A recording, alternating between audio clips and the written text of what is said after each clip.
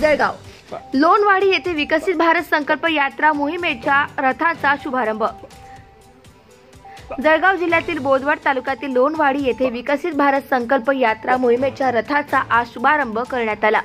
भारत सरकार फ्लॅगशिप योजनांचे लाभ लाभार्थ्यांपर्यंत वेळेत पोहोचवण्याच्या उद्देशाने केंद्र शासन मार्फत राज्य आणि केंद्रशासित प्रदेशांच्या सहकार्याने 15 नोव्हेंबर 2023 ते 26 जानेवारी 2024 या कालावधीत विकसित भारत संकल्प यात्रा ही मोहीम राबवण्यात येत आहे।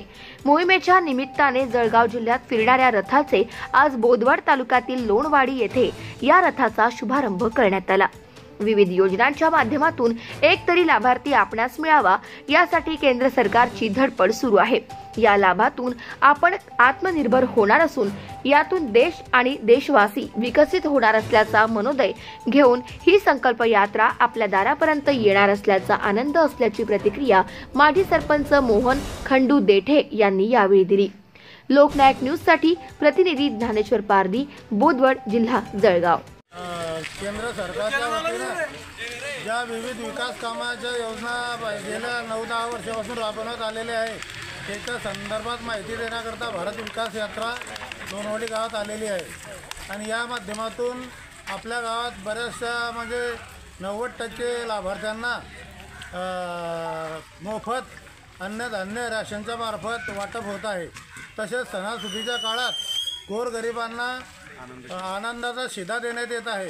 तसेच PM किसान योजनेच्या माध्यमातून सर्व लाभार्थ्यांना 6,000 रुपये वार्षिक आणि CM किसान योजनेच्या माध्यमातून 6,000 असे एकूण 12,000 रुपयाचा निधी सर्व शेतकऱ्यांच्या खात्यावर वर्ग करण्यात येत आहे।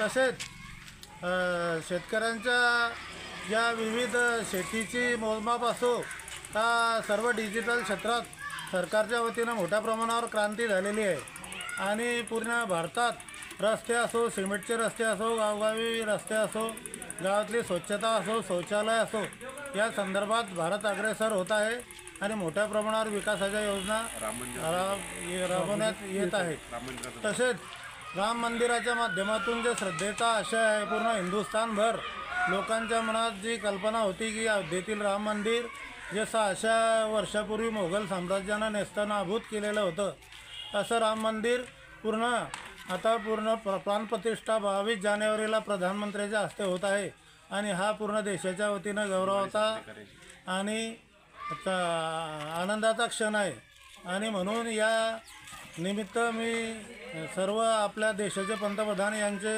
आभार मानतो आणि कौतुक करतो। 2 शब्द संपवतो। लोकनायक न्यूज।